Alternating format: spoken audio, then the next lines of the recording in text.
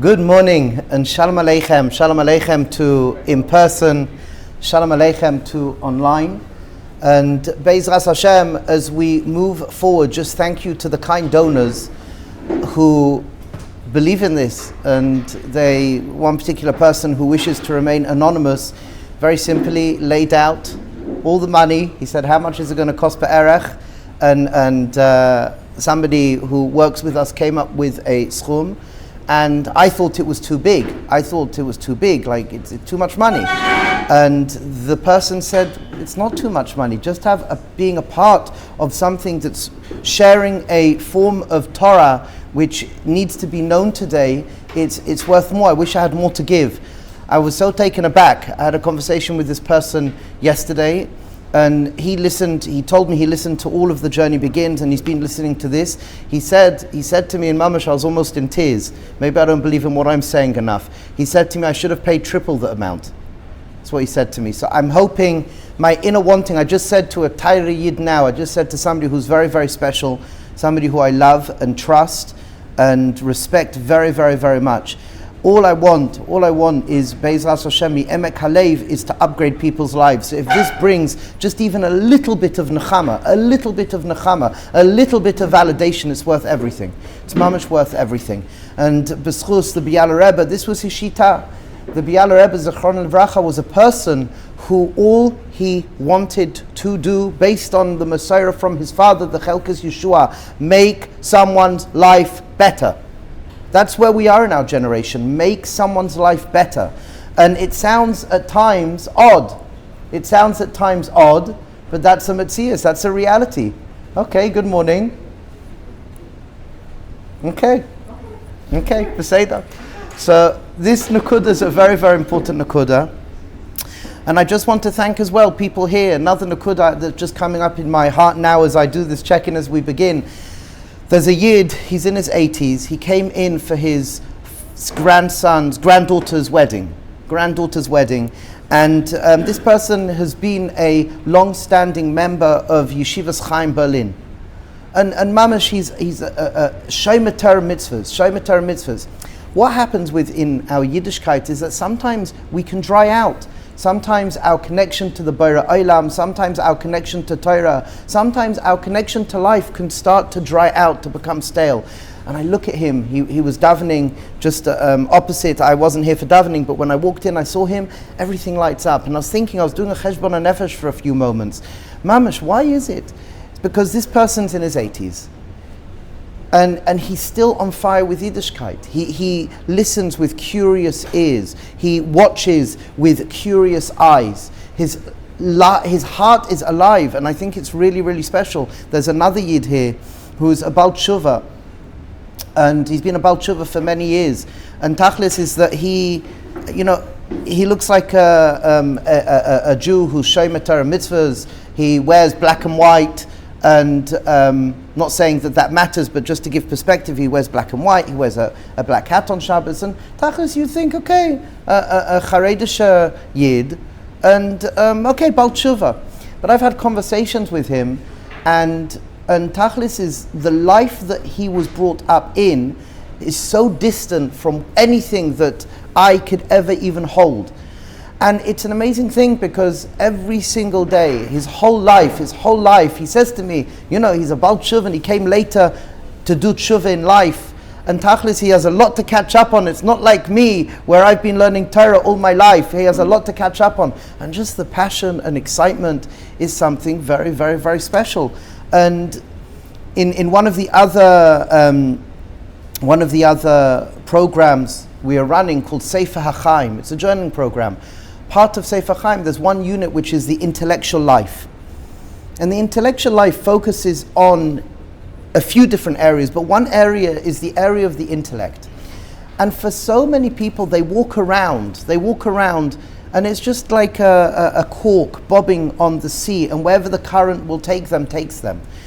Our superpower is our mind. Our superpower is our mind. As Zaidi, Rabbi Singer would say, that when you look out at the world, everything is created twice. Once in thought and then once in action. And this is something incredibly important to recognize, that our thinking, Our thinking leads us. Our beliefs lead us. We've said before, people say seeing is believing. It's not so true. We see through our beliefs. That's the nature of life. We see through our beliefs. And it's more important how I'm looking at something than what I am looking at.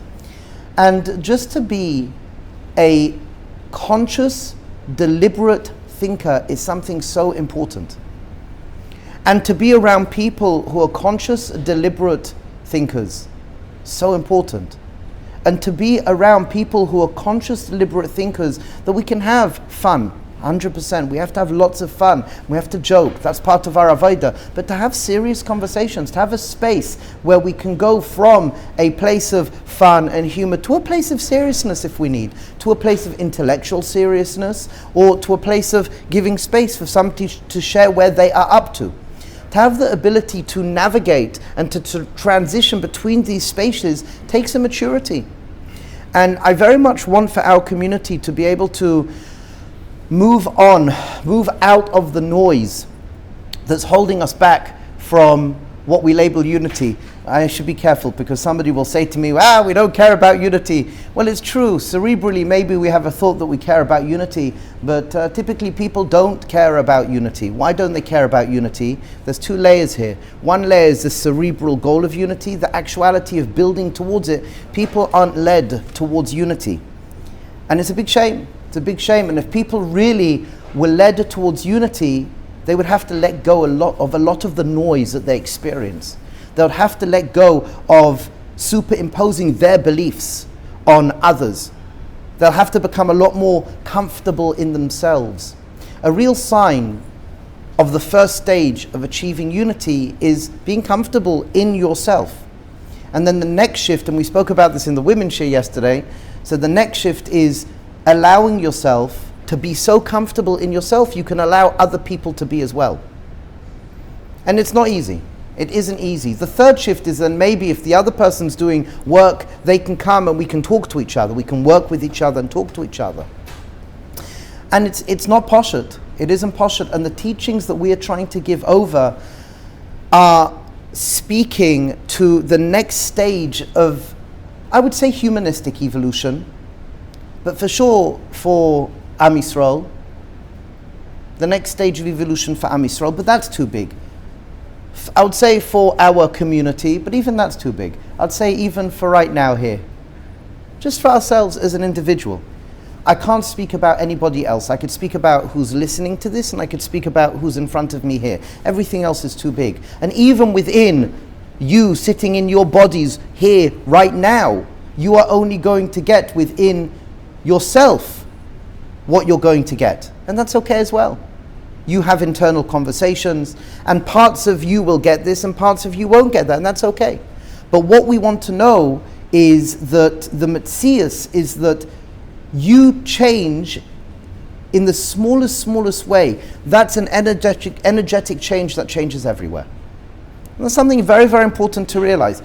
It's a funny thing. People tell me, people have said this a number of times, and this isn't the Messiah that we follow right now. Maybe it'll change, I don't know. But the Messiah that we follow, someone said to me, why don't you say, I don't understand fully how it works, why don't you say you should subscribe, this subscribing to the, because it goes on the YouTube, this goes on the YouTube, Shalom Aleichem to the Chevra, subscribe and write. It's all sheker. Whoever needs to hear this will hear this. Kapshutai. I don't need to do anything apart from stand here, and thank you to Rabbi Ari Matisyahu for pushing me to do this, and thank you for all of you turning up. That's all. I need to be here, need to be present, and for whoever is here, to be present, to take into consideration the chevra that are listening, and whoever needs to hear will hear, and whatever they need to hear, they will hear, and whatever they need to understand, they will understand. It's hashgacha pratis. We just have to be Isaac in our avodah. And when we're Isaac in our avodah, when we're bringing all these teachings to the best of our ability, sometimes in a less clear way, sometimes in a more structured way. Again, this is not an atypical shiur. This is something which I never wanted to do. I was pushed into doing it. I agree it was the right pushing into doing it, where we're sharing a material where, and I've said to Chevra, we have a 9-month, it's be'erach, we call everything 9 months, it's not sometimes, so sometimes it's earlier, sometimes it's later, people know. But we have a chabura called Bekitza Derech avodah, and the way we do this chabura, it's maximum be'erach, between 7 and 13 people, typically not more than that. I think, typically not more than that. And we sit around a table, and we read a little bit of this, and then we close, and we stop, and we reflect upon it for a moment, and then we talk. How does this information meet you? And we go off in different subjects. Now, in a typical shiur, when I'm giving a shiur and I'm trying to communicate a concept, you build a building. There's the sources. If it's halacha, if it's machshava, whatever it may be, there's a building. You build a source. You start from one pasuk and another pasuk. You lead to Rishonim, Achronim on that pasuk. You go to a Maimar Chazal, speak out the Maimar Chazal, and you build a building. So Baruch Hashem, we've done that for years as well. We do that. That's very, very, very important. What we're sharing here is a hybrid. It's a hybrid of material that is usually very private, personal material, and then the other side of it is building a building. So, on a certain respect, it's not fair. If somebody's just coming in, it's like, what's going on here? If somebody starts from the beginning, obviously I've said this time and time again, and I'm saying this again. So it's to be patient. It's to be patient. But that slight chaos of not necessarily knowing, but turning up and being okay with it, that's really our avodah today. There's a lot of noise. What do we do with the noise? So the Torah we're speaking about is the vehicle to hold the noise, becoming more of a balas das, a bal das, shifting and maturing and having the ability to move into our next stage of evolution. And I use that word. I'm sure we could find better words. For some people it may trigger them, evolution. I don't know. I'll use the words that come up now, and it could be you'll educate me and you'll tell me better words to use. Right now it's evolution. What do I mean by that? That as a nation, we are to be. And again, it's odd one is saying this publicly. I get it. And I don't say it flippantly. I mean it. And I hope it's being communicated from a way that we can hold, and it's not like too abstract and too crazy. But we are a nation that's meant to be Balei Ruach HaKodesh, and we're meant to be a nation of prophets. Now what that means in experience is a whole communication, but at least just to hear the fact that it's not so far away. And these are the keys, these are the first layer, fundamental keys to take into consideration to start creating that shift. Now what happens is when we start learning the Mara Makomis, which here we're not purposefully, here we're speaking about more the experience, but just to share these points, when we start learning the Mara Makomis, what starts to happen is this very interesting process where, look at that, Torah's speaking about an experience, and I've had that experience before. What, me? So Torah's speaking about this experience of this or the other or this nakuda, and I've experienced that before? Well, yes. And it's silly on a certain respect. Why wouldn't we think that? We're Bnei Israel. The Torah is so distant. No, the Torah is very close to us. We're told that. Pasuk tells us, Tanya tells us. And just because we have been in exile for such a long time, we've forgotten a lot of these fundamental concepts. And there's really, at this point in time, no time to be superficial. And I've said this before, and I'll say it again. Here, the Torah we're sharing is boring. It's a boring, basic Torah. What does that mean? It's not like high ideas that don't land somewhere. Everything we're speaking about is not just a cerebral Torah. I'm trying to talk to the complete person, not just the cerebral. I'm talking to the emotions. I'm talking to the different soul parts. Again, we can have a name, a word in Lashon HaKodesh of Neshama, Ruach, and Nefesh, and we spoke about that. Well, what's the experience of it? Have I experienced? Can I use a word that we use in our lexicon of Torah, Menuchas HaNefesh? And can I look at the definition of Chayv Vasalavavos and the other Musas Forum of what the experience could be, should be of Menuchas HaNefesh, and can I say, oh, look at that, as an experience, I've experienced this experience. Oh, I could label this Menuchas HaNefesh, or Yishva Das. Oh, well, look at that. I've now read these Marmakomas on what the experience of Das is, and here you have the experience of Das. Oh, look at that, I've experienced that before. I thought that was just this, or something else. Oh, but that in our Torah is called Das. Oh, wow. And we could start this re-education into what's called the Tzelem Elokim.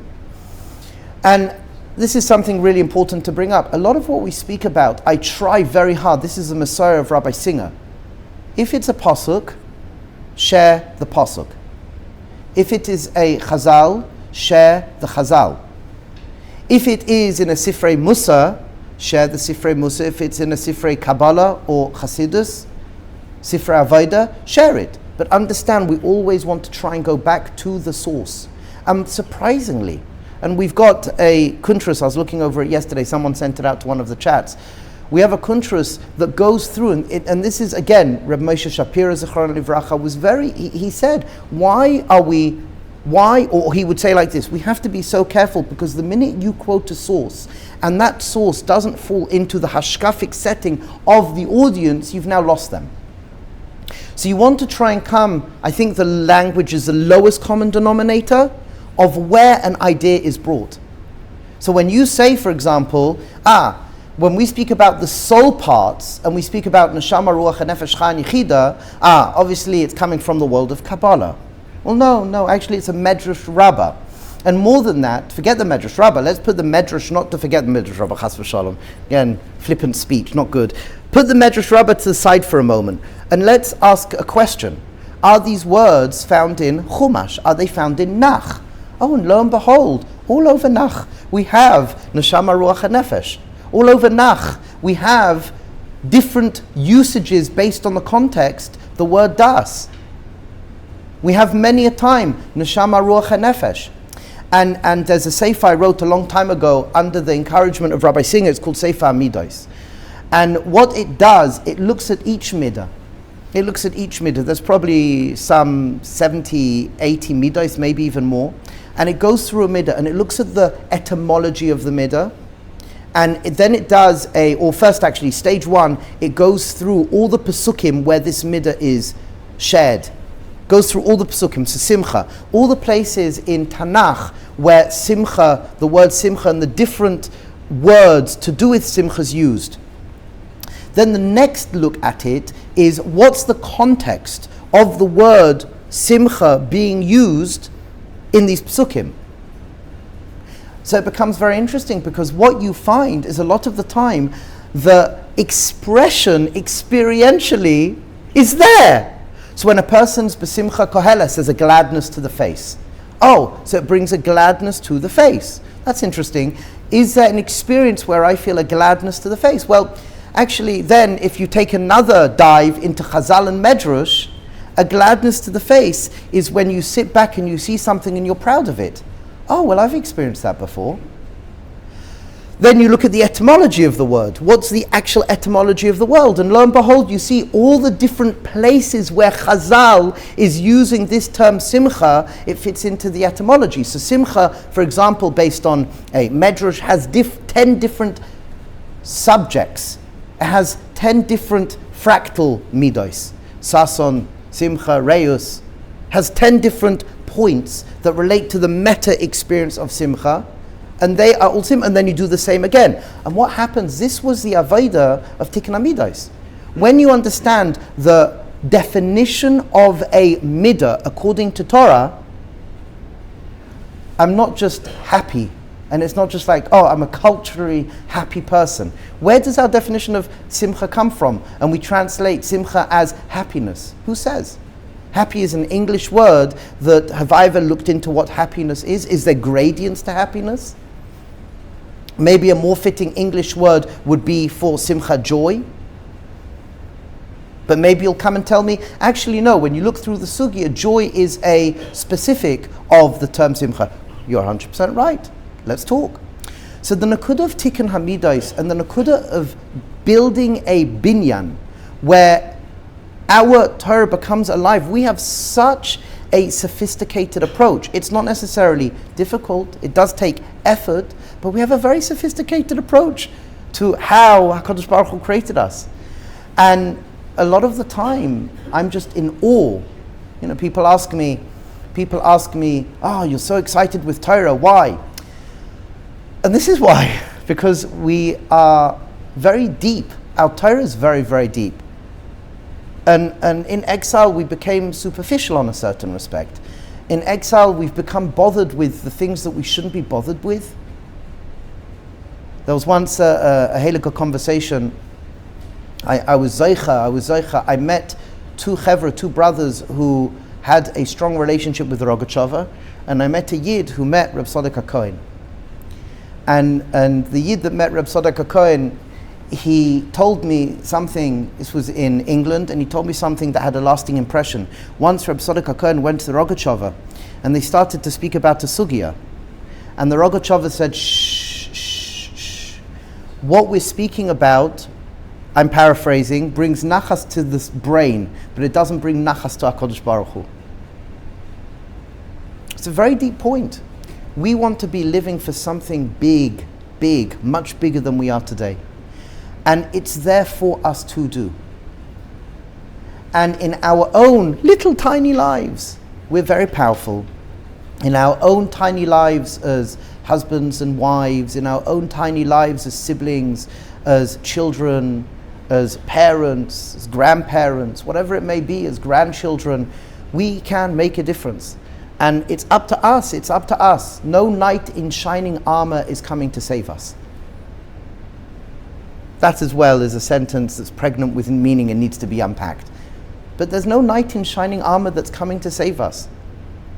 Our duty is to learn material to upgrade our lives so we can become the individuals who live with strength, dignity, integration, and health, and plenty of joy, and then make differences to our friends, our families, our communities. And we do it together, Be'ezras Hashem, and it takes time. We do it together. And why I'm bringing this up, apart from rambling, why I'm bringing this up is because we spoke last week about the beneath. We spoke last week about going further beneath, and we said imagine a line, and then behind this line is all of these different elements coming to this nakuda of unity. And this unity, if we really look at the sugyas of das, and this is something that is written up in other places, and I said right now I just want to speak more to experience and less to the makairos. You have to be patient with that. I find that sometimes the hirhurim, our fleeting thoughts, best intentions of trying to seek out emes and definitions get in the way. And I'll share something that we don't need the makairos. This is human experience. So if this is a talk just speaking about human experience, forget the maramakomas. That's good enough as well. This is how we work. You figure it out for yourself. I bought into it. It's not about me trying to convince you of anything. I'm just transmitting, and you have to figure out in your life, does this fit? Does this make sense? When you look at the Torah that you know, does this fit? Does this make sense? And you have to think. You have to think rationally. You have to think logically. People sometimes want to bypass. This is part of the challenge that we face today. So many people into the world of meditation and aliyas neshama, and I hear this day in, day out. Now all of that is emes. All of that is so emes. But before even we go outside, we have to come inside. There's a very big danger. I speak to people. There's a certain tzaddik in Yerushalayim. Many a times, he sent people to learn this first stage of what we're speaking about, because people can go into Yechudim and people can go into what's called aliyas neshama. And the sad reality is because they don't know how they work, what they receive is received with contamination. Tachlis is we never know if what we receive from up high is not contaminated. But the question is, do I know to navigate and do the birur, to have a little better understanding of where it could be coming from? Do I have the people that I could speak to that can knock me over the head? And this first shlav of Tikkun Hamidais, this first shlav is, so to speak, boring. It's not fireworks. Really, really not. It's not fireworks. It's not like, these big, high, Kabbalistic ideas. No, it's very, very poshut. And it seems at times confusing and counterintuitive. And just as I needed to do the work, we all need to do the work. There's a balancing out of the subjective and the objective. There's a balancing out of recognizing that there is the unconscious competency and the conscious competency. The conscious competency is I can communicate to the best of my ability, my experience. But I have to respect as well, there will always be that reality where I never will be able to communicate my experience. There's an unconscious competency. And within the unconscious competency, there's levels of how much I can attain conscious competency. So there's parts of me that I will never, ever be able to share. And there's a certain existential loneliness which takes maturity that we have to get used to. If a person really wants to investigate this, Sefer Ish Devekus. Ish Devekus, which the translation is English. In English is the lonely man of faith. Rav Yushaber Soloveitchik, an unbelievable text. We have Shiur, it's on somewhere as well. We went through the whole Sefer. So Rav Soloveitchik, Zichron Livracha, speaking about this existential loneliness. He's speaking about Devekus on a very certain level.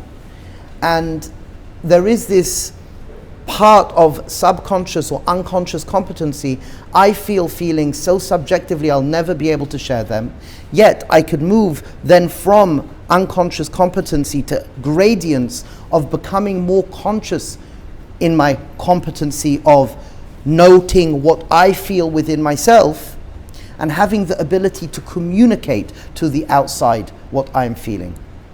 And this is something really important because Torah wasn't given to individuals. Torah wasn't given to Adam, to Noach, to Abraham, Yitzchak and Yaakov. Torah was given to a nation that we are called upon, we're invited to work together. Individuals could reach high dargas. Hashem wants for a nation to reach high dargas in conscious competency within ourselves. That way we can share it with the world in a very definitive way, in a way which is measurable, experiential. So I couldn't find my Sicha Saran. I've got an English version here, but the Torah, I think everyone knows this Torah, the first Sicha Saran that I just want to read out. But before that, any questions? Yeah. Yes. So the presented that everything that we're learning, everything that's being taught here, or any experience in life, or anything that we encounter, to ask ourselves, does this make sense? Right? So is that there's an element of asking that. Sometimes it won't make sense, and as long as you have communicated to a mashpia, to a Rebbe, there's many things that didn't make sense to me, and I would speak to the Biala Rebbe, Shlita, or Reb Moshe Shapira, and sometimes they would say to me, it's counterintuitive now, but as you go further, trust the process. So just to take that into consideration, yes, a lot of the time you want to ask yourself, does this fit, does this make sense? But to note, it doesn't always fit and it doesn't always make sense, and sometimes you have to trust the process. And if you speak to somebody and they tell you you're wrong, you have to be humble enough to makabel that as well. So carry on with what you're saying. I mean, I think you answered the question. The question was, developmentally, like, does it change over time? If at some point it doesn't make sense, well, can something make sense in the future or at a different point in Not always. development? Not always. Sometimes we learn, we learn Torah, we learn sugiyas in Torah, and it will never ever make sense. And that's okay, because as we will read, I think in the next chapter, the mind can only grasp so much. The mind is a very, very powerful tool. The mind is a very, very powerful tool, but there's only so much the mind can grasp. So then we have to shift into something else, which is tricky because it's more subjective. It's to do with my beliefs. And I would say 2 words to represent that is pure, unadulterated obedience and faith. Which again, we'll explore this. Regardless And both, whether it makes sense. correct. And both those Where's words. the room for that question, though? So there's plenty of room for questions, though. There's plenty. The question doesn't make sense. Does this experience or this what I'm... Sometimes it doesn't, and sometimes it won't. So you have to ask yourself, in a position when I've learned something and it doesn't make sense and it doesn't fit, then I have to shift into something else, which is to do with obedience and faith. And that's okay as well. People are scared of that today. Because again, we've been in exile and we've been led into a position where obedience and faith typically is less rational. But actually no, within the complete integrated human experience, we are doing that a lot of the time anyway. So again, Tzelem Elokim is a complete integrated experience. A lot of people like to cut away parts of the human experience, suggesting that it doesn't fit. Where actually if you pull back and we speak about just the cerebral, it can only hold so much. The cerebral is so important, and we've respected the cerebral, brainy, heady, logical, rational process, and we must. It's our superpower, but it only takes us so far. That's not a pagam. That's the human experience. Yes. Did you want to add another? Follow up. So the cerebral only goes so far, and therefore some things won't make sense, and if someone like Rabbi Shapiro would tell us, do this anyways. So then, what's he speaking to? Something that he learned, that he understood from his Rebbeim, his Torah, from something that made sense to him because he was smarter. A bit of both, but the other thing to take into consideration is Asela Harav. Like for example, if the Biala Rebbe told me to do something that didn't make any sense whatsoever to me, I wouldn't question. I would go and do it. He's known me for such a long time. He knew me since I was 5, 6, 7, 8 years old, whatever it was. And I invested in a relationship, and especially the last 20 something years of my life, I would go whenever I could. He knew every aspect of my life. So apart from being incredibly smarter, much older, having unbelievable Messiah, having phenomenal tzaddikim as his rabbis, there was a relationship. So that is what we call this is the difference between Maisa Merkava and Maisa Bereshis. Maisa Bereshis is the texts. If you remember, we spoke about Maisa Merkava, which is relationship. Would you try to understand as much as you can? possibly Yes. So for example, correct. So I would ask. Can I ask? Bereshus Harav, can I ask a couple of questions? Respectfully, can I ask? And typically the answer was yes. And if it was Reb Moshe Shapira, he expected you to challenge. But then there'll be a point in time where it will become circular. And typically Reb Moshe Shapira would say, we can carry on going circular. However, ad kan, you're not going to get more than this right now. But that's relationship. So we are told, again, we've said from the beginning, we, from an educational perspective, we need to be able to meet information where at least we could still feel safe with it. And then one step at a time. If we, as it happens in so many worlds of education, you have an idea and the step doesn't necessarily meet you, and the step to the next step is too vast, so that's very difficult. I'll give you a prime example. We're all meant to be Balei Ruach HaKodesh. Okay. So that's a very, I don't know what that means. That just hangs.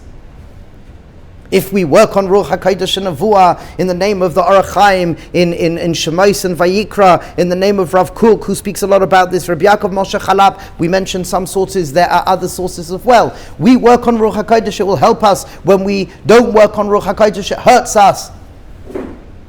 We're meant to be B'nai Nevi'im. It's just hanging in the air. But when we could start to build a system where we can start, okay, let's pull back. Let's speak about how the humanoid works. Let's speak about the system of how we work. Okay, let's give universal message, insight, hasaga. Hasaga, with the definition of the Gra, insight is when you just get something and it came out of nowhere. Bang, bang, okay. So you can be going for a walk, you could be thinking about something and an idea comes in. Okay, have you experienced that before? Most people will say, if you frame it properly, yeah, it's a universal law. Most people have experienced that before. Another description of it in a very general, basic way. Obviously, there's far more to speak about this. Have you been in a situation where you ask yourself, when you're running out the house, did I forget anything? And you have a voice inside, I forgot my keys. Or I try to remember a makor or a telephone number or a name, and all of a sudden you ask, what is that person's name? Bang, all of a sudden you get that voice, or you remember that phone number, or whatever it is. Now everything's on the phone, so just to validate the experience of remembering a phone number or a name.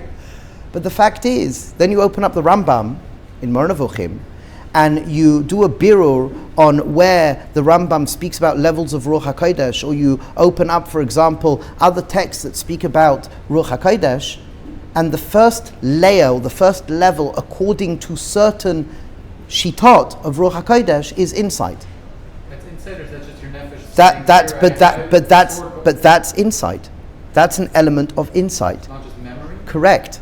There's an element of insight. It's to do with memory. So now you're bringing something else in. What's the difference between memory and insight? Well, what we will learn is that memory and our thoughts, feelings, and physical sensations, our nefesh, is the levush for an or coming down. So, wow, okay, so I'm reading this text in this book that's describing an experience that I've had before. And certain, for example, Mefarshim will say insight is exactly what we've just discussed. Now, what happens is that, number one, a lot of people may not know these sources. A number of people may have never seen these sources, but we're not having the conversations. Tikkun Hamidais, the world of Musa. The world of Musa, just between Rabbi Yisrael Salant till after the First World War, has been decimated. There's not many people who are investigating these inyanim. And if it wasn't for my teachers of Reb Mordechai Zuckerman, if it wasn't for Reb Yitzchak Rodzinski and the little time I spent with Rav Volby, I don't know if we would be having these conversations now. There's two people, Rav Weiss and they're speaking, and they are speaking a similar language, coming from a different perspective, but they're speaking a similar language. They're speaking a similar language coming from a different perspective. In Vad by Rav Leuchter or by Rav Kellerman, Shlita, they should be mamash well. Typically, you go to a chabura, you read a piece of text. We've got somebody whose their family's connected to it, so they could tell you a lot better. You read a piece of text, and then you dwell on that text. You're mizbain, and you're using all the koiches hanefesh that we have within us. Then you work on it for a period of time in a very organized fashion. Then you come back and report, and then you have conversations, and the Rosh Chabura will tell you this or that or the other and give you definitions. So the nakuda is it'll be nice if we can have far more of that from the Tikkun Hamidot perspective. We need that today.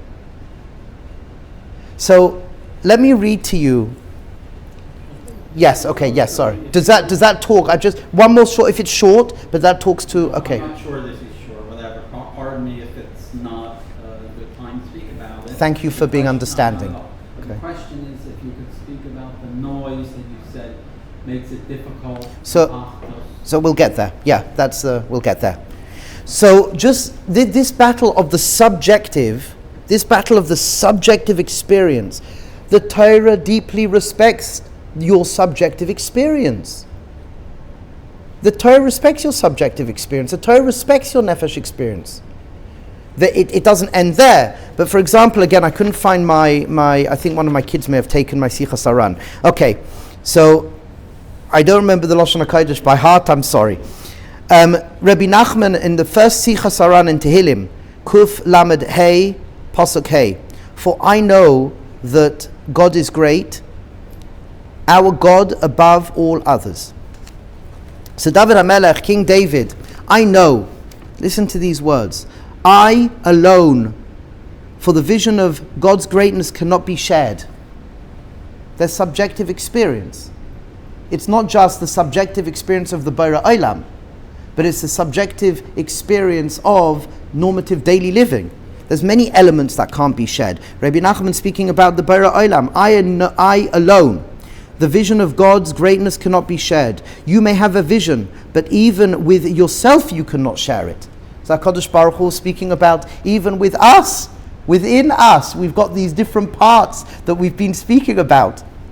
Today you may be inspired and see a new light, but tomorrow you may no longer be able to communicate it, even to yourself. So I'm just bringing a makor. This is all of Journey Begins. This is respecting and validating the subjective experience that we go through. And there's parts of us that even we are not in touch with. I know I as I am now. And if we could become more compassionate within ourselves about this reality, maybe, just maybe, that energy of compassion, that energy of space can expand. I know in my life, how many times have I said to one of my kids, which is such a crime, what are you trying to say? What are you trying to say? Say it already. How many times I've done that? This is anti-Rabbi Nachman. Really it should be, you know, in life, even within our own selves, I know you want to say something. And it could be right now, I know that you can't even say the words that you want to say. There's unconscious competency, and that moves into conscious competency. And unless we're guided to begin from somewhere, to at least start these communications, typically a person could live a whole life and it's missed. For the vision cannot be brought back. So I can have a moment of clarity and I can't necessarily bring it back. The Rebbe said, look at the next verse. All that God wants, He does in heaven and on earth. It is a different thought, speaking of something else entirely. King David says, I know and I can go no further, for words are no longer adequate.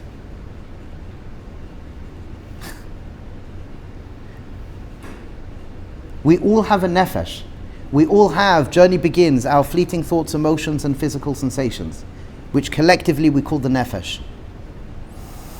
Yet there's a part of us that we read last week of silence, of stillness. That's our starting place, at least to start the relationship to know we don't know.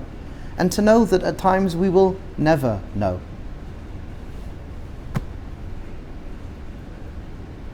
And what we want to know is there is this incredibly beautiful, sophisticated, yet when we understand it, simple system in how we work.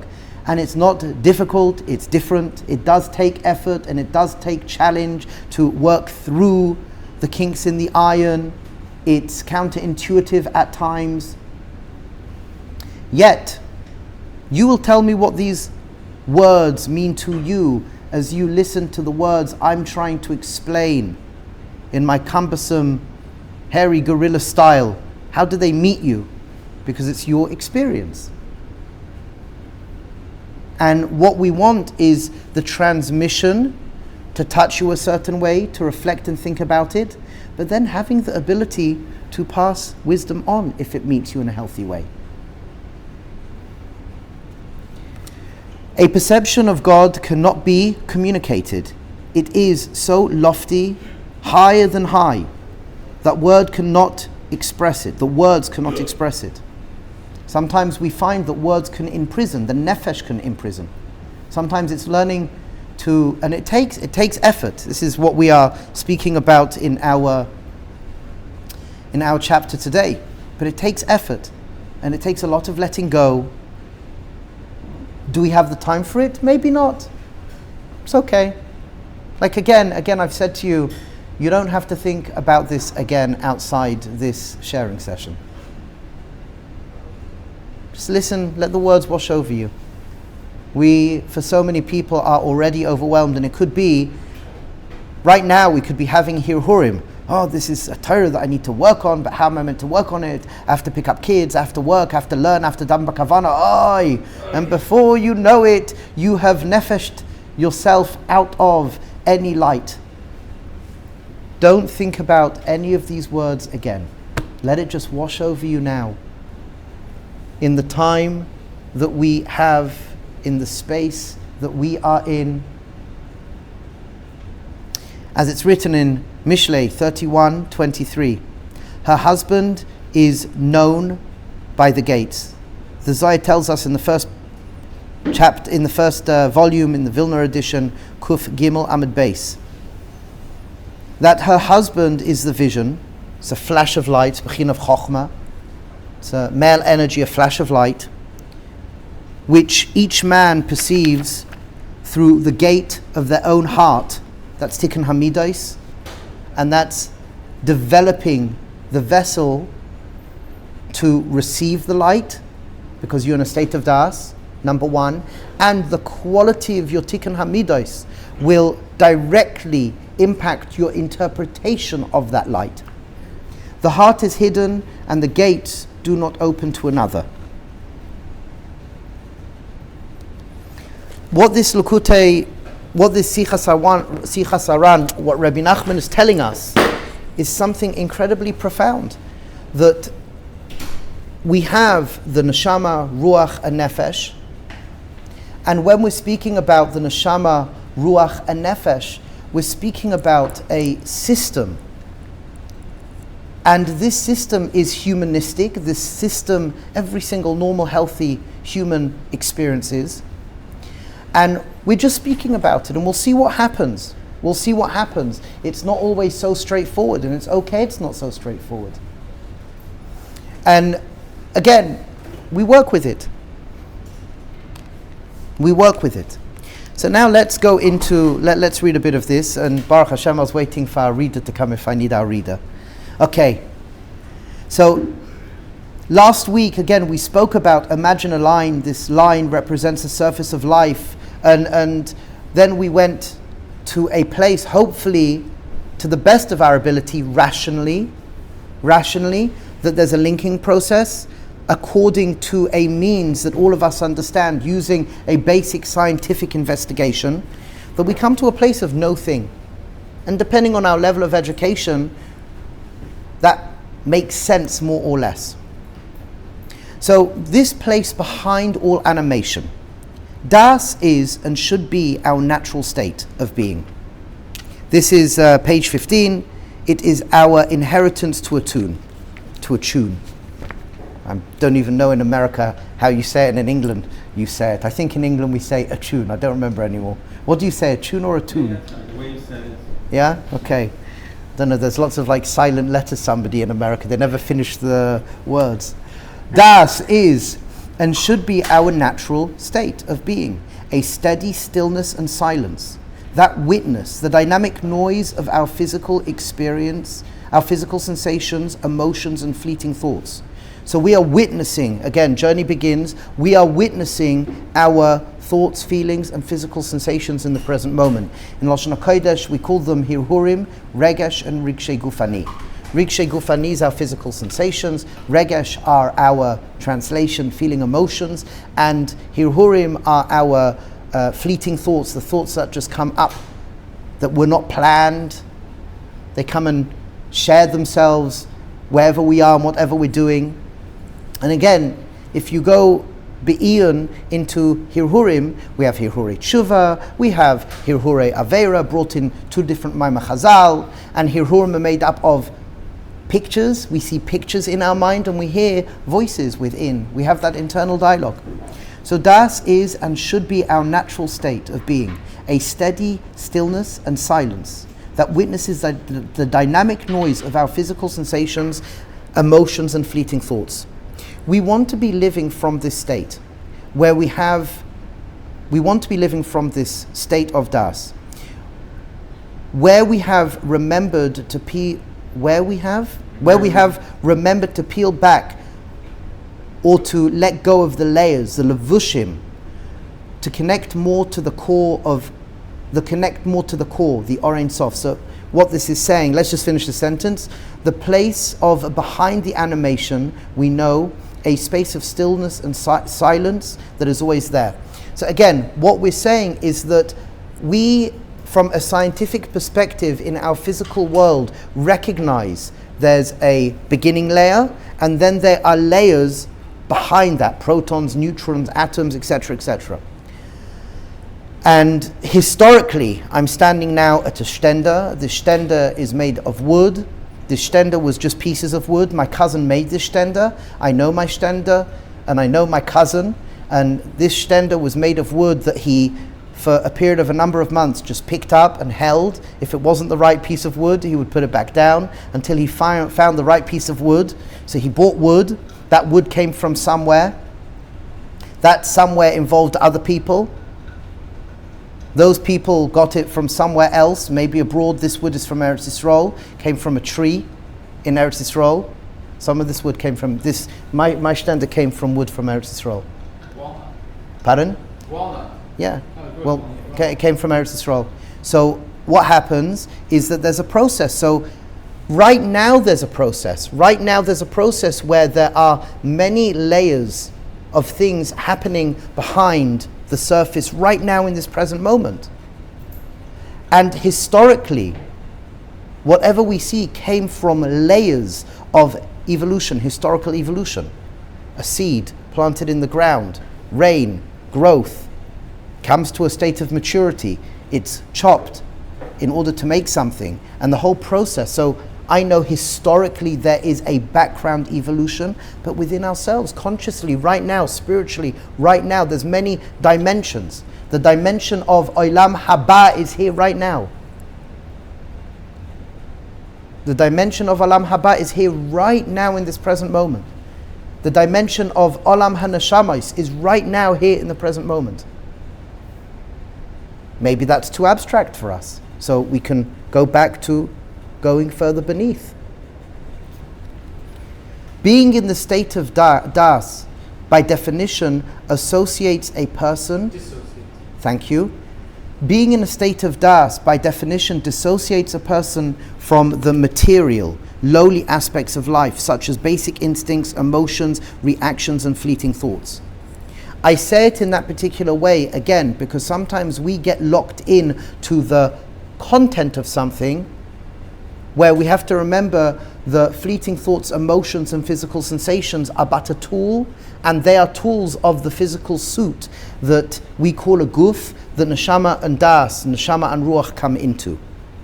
Hashem did not create a world for us to avoid, disconnect, or escape from it into a perpetual state of das, rather to engage with it and elevate the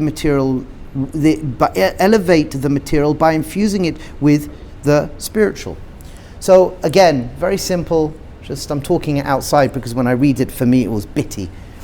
The nakuda of how we interact with this world, we are invited to interact from this world, but our invitation to interact in this world comes from a starting place of recognition that we want to elevate this world. I use the word spiritual here. Would I use this word spiritual today? Again, spiritual, what does it mean? What does spiritual mean? What does ruchniut mean? So we have to just be aware, even as we read this, to just hold in your mind, does spiritual work for you? Is there another word we could use that does work for you? Is it, for example, we want to infuse Hashem with Torah and Halacha? We want to infuse Hashem with Kedusha. We want to infuse Hashem, this world. We want to infuse materialism with Torah and Halacha. We want to infuse this physical world with Kedusha. We want to infuse this Torah world, this physical world, with spirituality. But you get the drift. Like you get what we're trying to do here. That is why we cannot live in this state while we are in this world. That is why we cannot live in this state while we're in this world. So, what? Sorry, we can't live in this state perpetually, I guess. Yes, we can't live in this perpetual state. That's what I'm saying. As the Maranaim on Parashas Yisro writes, we are never in one state. We're always oscillating between many states. When we pull away from the noise to remember that we are a spiritual being with a direct line of communication to a higher wisdom having a physical experience, this is what it means to live from a place of das. Living from this place of silence lends the availability to hear the baskol, the experience, flashes of godliness, with which we can upgrade our day-to-day experience. So again, let's say that outside. I apologize, it could be you have to take over in a minute. But what we're saying is that, as we said last week, if you imagine an hourglass, we have the nefesh. The nefesh is our thoughts, feelings, and physical sensations. The hourglass, the little bit in the middle that the sand is falling through, is what we would call our das. That is the silence and stillness. And then behind that silence and stillness, which is paradoxical, Rabbi Nachman speaks about this as well, that we have to go through a layer of a specific form of consciousness in order to get to what's behind it, which is always coming down anyway. The question is it just noise or is it not? So there's a silence. From that silence and from Tikkun HaMidos, so when we start to work on Tikkun HaMidos, then eventually we could experience what we call Menuchas HaNefesh, which is related to Bitachon, as found in the Chayvus Alavavos Bitachon chapter 3, which is related to Emunah. Bitachon, Emunah, and Devekus are three friends. But when we can at least get to know Das Tachtoin, and we can start to at least have a conversation, whether I experience or not, that there's something behind all my animation, and have a moment, even if it's just a flicker, a moment of silence. Sometimes within that moment I can hear the bus call that's always there. The Sfas Emes and Rav Leibele Egel, they explain as following, that Yisro and Avraham, they heard a bus call. How did Avraham Avinu hear? Because he heard a bus call. What's the bus call? The bus call is, right now, thank you for asking, the bus call is a higher calling. A higher calling, it's that insight, it's that voice. Ruach HaKodesh? Low level of Ruach HaKodesh. As Rashi tells us, Das is Ruach HaKodesh, Das equates to Ruach HaKodesh. That's saying that when you become more of a Baal Das, you can achieve Ruach HaKodesh. But why is that? Well, actually it's mechanical. The quieter you go within your nefesh, it opens up to that bus call. In Pirkei Avos, there's different languages that are used, but it's the same idea. You have an experience on a basic level, more insight. And why is that insight important? And this is a very fundamental question. Why do we care about Ruach HaKodesh? Because it gives us the ability to make better choices at first. This is the first stage of why it's important to have Ruach HaKodesh. It gives us the ability to make better choices in the present moment. We said last week, Parashas Lech Lecha in the Beis HaMedrash, that when a person, I remember I drove in America, and I never experienced this before. We drove from somewhere to somewhere. One of the first times I went, second time I went to America. And there's this long road. And when I say a long road, coming from London, coming from Eretz Yisrael, there's no long roads like long roads in this place of America that I was in. It was a long road, and it was hours and hours of like pretty much what seemed a straight road, that if I wanted to close my eyes and just take my hand off. No, it was like desert. It's just like driving. And what happens is that this is a moshel to Lech Lecha. Hashem told Avram Avinu, go. Where? He didn't really know. But how can you tell somebody to go when the whole journey is dark? You don't know where you're going. You drive at light. You drive at night on this long, long road. How do you know where you're going?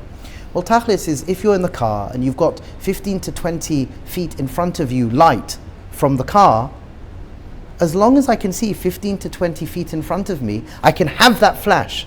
And I've got 15 to 20 feet in front of me, even though it's pitch black. And after that 15 to 20 feet, all around me is pitch black. I still manage to get to my destination. If you know the general direction. If we know the general direction. Well, we have our general direction, Geula, with whatever that means. We all have within us, from a DNA perspective, the nevuas of Har Sinai, the nevuas of Avraham, Yitzchak, and Yaakov. We all have that within us. That's within us. We all have to see just in front of us 15 to 20 feet.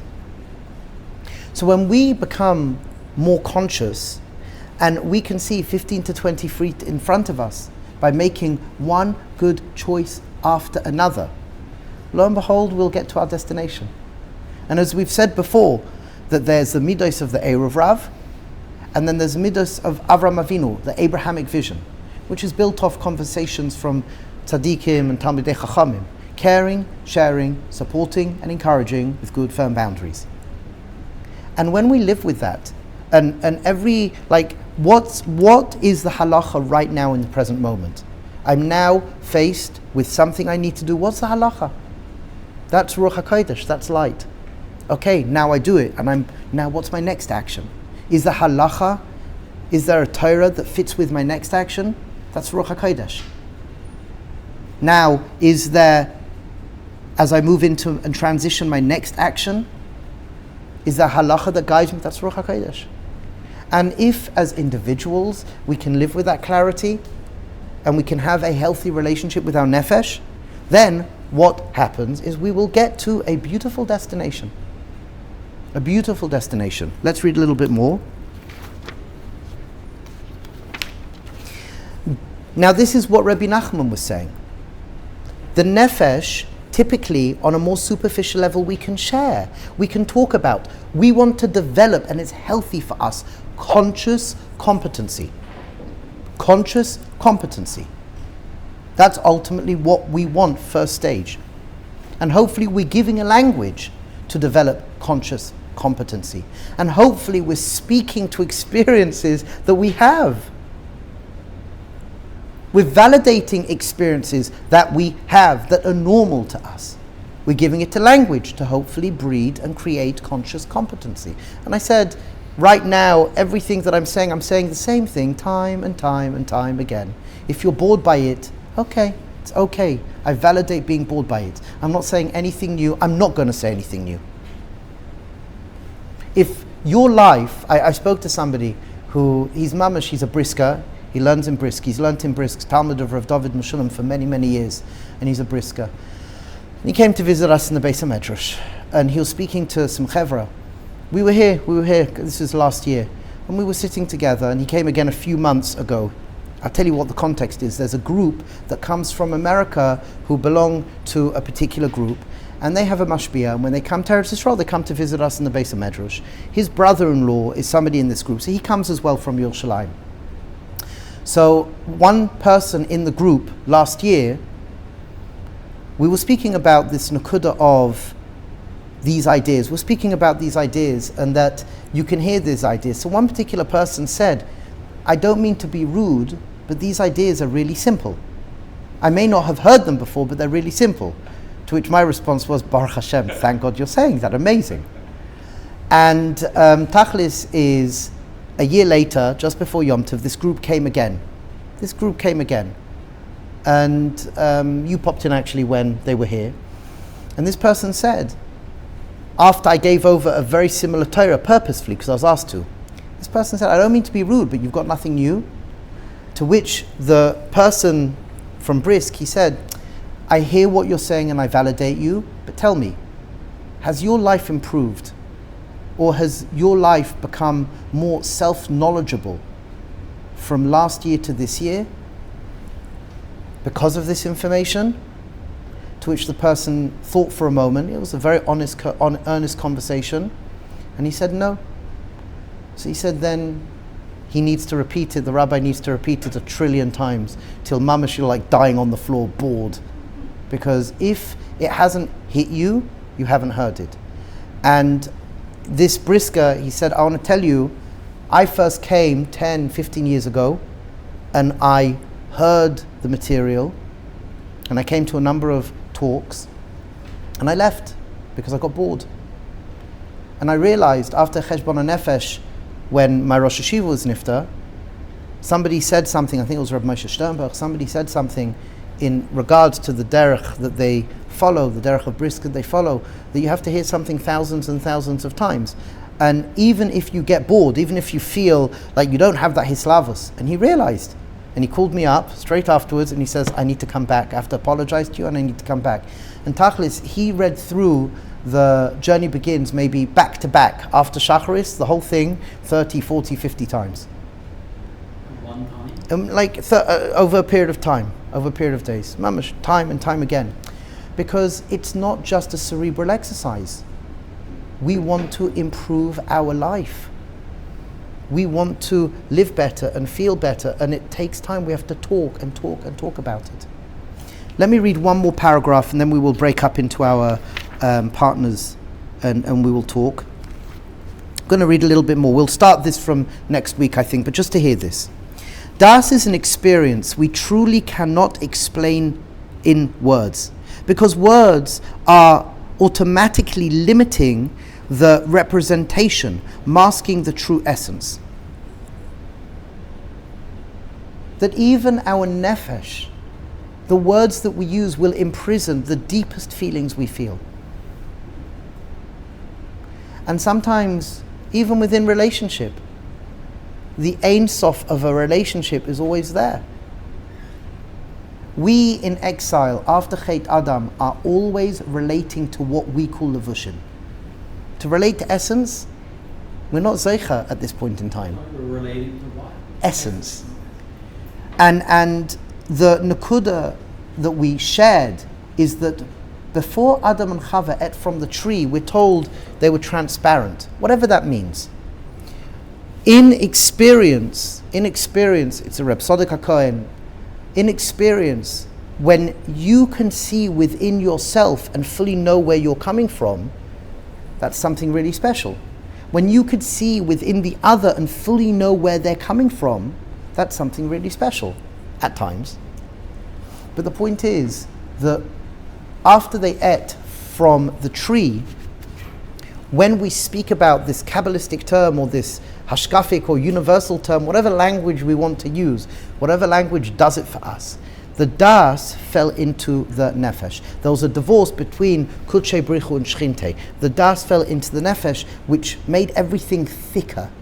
The or with an aleph, thank you, became an or with an ayin. I now don't even know within myself at times what's going on. Like, why am I feeling, one nakuda, by the way, is anxiety. You know, anxiety. A lot of people feel anxiety today. Anxiety is very odd. You can't rationalize really anxiety. Anxiety is this odd experience that people experience. I was speaking to somebody, why it comes up, because I was speaking to somebody yesterday. They're in America, and Be'ezras Hashem, they should feel good within themselves. They're traveling back right now. They went to a chasna and they're driving back at my time, Eretz Yisrael, 2:00 in the morning, and they're driving back to Lakewood, and they had an hour drive, and everything was good. They had the most beautiful simcha. They were learning in the morning in New York, whatever it is, wherever, I don't know, Lakewood's not in New York, no. So they were driving, and this nakuda is such a powerful nakuda. What is this nakuda?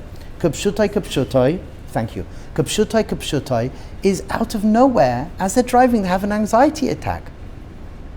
It just came up. They're breathing, they're thinking, like, what the heck? Where did this come from? I've had a day of Torah, I've had a day of Tefillah. They've been challenged with a number of mental health issues right now, of other things that are far more explainable. But then this, and I spoke to them for the whole journey, pretty much the whole journey of driving, 2:00 till 3:00, like I didn't have anything else to do, but that's what Hashem wanted me to do in the morning.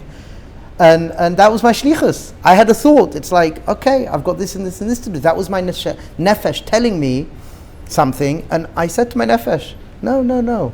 This is what's kadosh and tahar right now. And Baruch Hashem, we spoke, and where did it come from? Anxiety is, for example, a very good demonstration. It just comes out of nowhere. We don't know parts of ourselves. And sometimes we get angry or upset about something, and we can trace it back. Like, if we really think about it, I'm angry because I've said to my kids 1,000,000 times to do something and still haven't done it. That's pretty, like, conscious competency to myself. Or, for example, my wife tells me to do something, and I said to her, why are you getting upset? Because it's been like 5 years I've been asking you the same thing. Okay, we have a rule, 7 years, 7-year rule. There's another couple of years. But that's very meaningful of why she's upset. But then you have these odysseys of thoughts, like, I'm doing something. Where did that come from? I have no idea. There's parts of us we don't know. And that's part of the Chet Adam tikkun. Now, I can't change that. I can't change the fact I'm always relating to levushim. We don't change that. We own it. This is what Tikkun Hamidos is. And I just want to end. I want to end for today.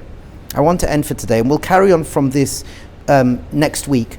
But I want to end for today. It's interesting, in Derech of avodah, you have the shift in the transitioning of Torah Baal Shem Tov.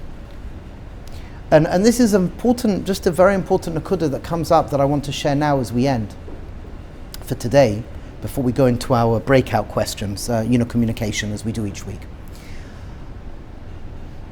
There was a big shift between the Baal Shem Tov and then the derech of the Maggid of Mezrich. And you'll understand this historical shift. In the world of the Nestorim, it seemed to be, historically, the world of the Nestorim, which is from Reb Nechuni ben Akana until the Gra, who's part of the Nestorim, the Baal Shem Tov, who's part of the Nestorim, as well as other tzaddikim, the derech of the Nestorim was always to work at the same time as Deveikus, but a heavier intensification of Tikkun HaMidos. Because truthfully, what is Tikkun HaMidos? When we're learning Mussar, what is Tikkun HaMidos? Tikkun HaMidos is conscious competency. Tikkun HaMidos is more objective and bridging rather than just subjective. What does that mean? When I'm working on a midah, I have to be able to label that midah. I have to be able to explain and find that midah within myself. And especially if you're working with a teacher, with friends, you want to be able to communicate where you are with this particular midah. That's called cheshbon hanefesh. It's very mathematical. It's very conscious competency. Now, with the Baal Shem Tov and with the Nestorim, it was very much a heavier emphasis on Mussar and Tikkun HaMidos. Why? Because we want to be able to know ourselves. Knowing ourselves is conscious competency. And for sure, as we grow, we never grow isolated. We have friends, we have peers. We want to be able to communicate to each other. That's all Tikkun HaMidos. That's all Cheshbon HaNefesh, conscious competency. What comes with that in regards to Cheshbon HaNefesh, especially Sichas Chaverim, is vulnerability. Growth occurs through vulnerability. Growth occurs through vulnerability, being open to speak to somebody about your flaws, as well as about how amazing, beautiful, wonderful, and wondrous you are. The shift by the Maggid of Mezrich, and this is something through the Hasidic history, was a challenge by the Ropshitz, it was challenged by the Ropshitz, it was challenged by the Peshischa and others, and that is Deveikus.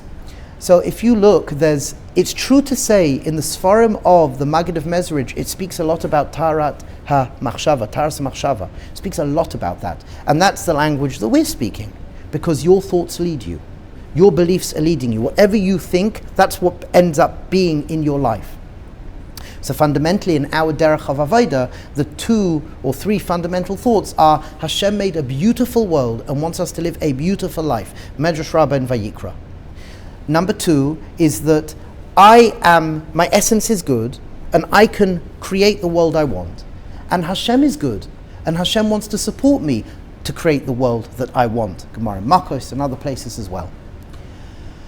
That's going to monumentally make a change in your life when you have good, healthy beliefs. So the Maggid speaks about the Taras HaMachshava. This is true. But there's an emphasis on Deveikus. Now let me ask you a question based on what was said today. And this, by the way, Rabbi Nachman challenged the derech of the Maggid as well. Deveikus is objective or subjective? Subjective. Deveikus is subjective. It's subjective. Now, depending on my level of Tikkun HaMidot, I don't know my subjectivity. I really don't. I don't know where things are coming from. So I can receive something and I have to do a birur. Either I could say, okay, it was a nice experience and leave it to the side. Because if I'm living a good, healthy life, I don't have to listen to every voice that's being heard. Or I can say, I'm going to investigate this and I'm going to go forward with it. This is why there was a split. People ask why there was a split between the Hasidim Rishonim, or the Talmidim of the Baal Shem Tov. You have, for example, the world of the Maggid that went into a very, very deep level of taking the Baal Shem Tov mitzad deveikus. Tefillah, deveikus. But that separates us on a certain respect if not done properly. Tikkun HaMidos, so you have, for example, the Zlot Shava, you have Reb Pinchas Koritzer, Toldos Yankov Yosef, and several layers of others, and through the generation, the Peshischa, Rabbi Nachman as well, they tained very, very deeply Tikkun HaMidos. Tikkun HaMidos because it's objective. Tikkun HaMidos you could bridge. Tikkun HaMidos you could speak about with the other. And this is, for example, why I remember I had a conversation with Rav Noach Weinberg, Zichron Livracha. When I was learning the Svarim of Slonim, I went to Rav Noach Weinberg, and I asked Rav Noach Weinberg about the Svarim of Slonim, and Tachlis, it seemed to be he knew them very well, and it was an amazing conversation. Someone told me afterwards that he was a very big misnagid, and he won't speak to you about this, and the nakuda of the Svarim, he doesn't even know the Svarim. I didn't find that to be. I tried to ask a respectable question, and I got a respectable response. He knew the Svarim, and he said to me, by the way, I want you to know, by Slonim as well, Tikkun Hamidos. And he said as following, that on a certain respect, certain groups of Hasidim, earlier groups of Hasidim, it became about the tzaddik, and the tzaddik had Ruach HaKodesh, and whatever the tzaddik said, you followed without any question. And for sure there's room for that. Maybe that's an aspect of bringing around Nevuah and Ruach HaKodesh, who knows? But what Reb Noach Weinberg said, which I found very, very interesting, that this form of tzaddik took the power away from the Talmid Chacham. And the avodah of the Talmid Chacham was sparring, having the ability to ask questions. Such a deep insight. Tikkun Hamidos is the communication between us. So we call this, there's divine encounter, there's a divine encounter, and there's a divine experience. Divine experience are those feelings I have to fuel myself with. Those hargashas, those feelings of feeling good, singing together, listening to a shir. Divine experience. But then there's divine encounter. This is a divine encounter. There's Maisa Bereshis and Maisa Merkava. And we need to balance out both. We need to balance out both. And the language we're trying to speak here is subtle. I hope not too subtle. But we're speaking about the nefesh and getting to know yourself. But even within that, there's a subjective, the deep side of self. Having the ability to grow out of just the nefesh, to function, as we'll go into next week, this place of stillness, quiet and silence. And just one last takeaway, how do we start to do this? And we've said this time and time again. Start by becoming more present. Feel the ground under your feet. Listen to the sounds around you, the loudest sound and the quietest sound. And just look around. Become embodied. That's our starting place. That's our starting place. So Be'ezras Hashem, we're trying to push forward. We're trying to speak a more mature language each time we meet, based on what we've shared. We gave an introduction today, which is an important, I believe, introduction. We brought the Rebbe Nachman. We've done the first Nukuda here. And what we want, again, to do is constantly speak to us in a way where we can tag from layer to layer. We can move from run to run. Be'ezras Hashem Yisbarach. So what we'll do is, as typically, just take a moment for those online. Take a moment. If you want, you can close your eyes for a moment. Again, don't think about it too much. Please, please don't think about it too much.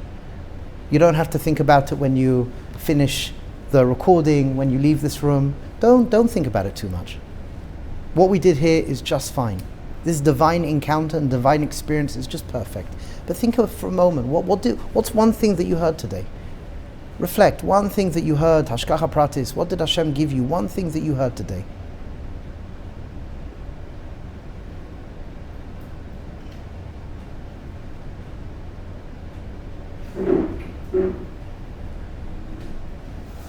So the one thing that I heard that comes up is divine encounter and divine experience.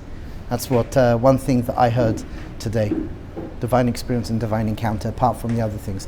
So Be'ezras Hashem, we should go from strength to strength, l'chaim, tovim u'l'shalom.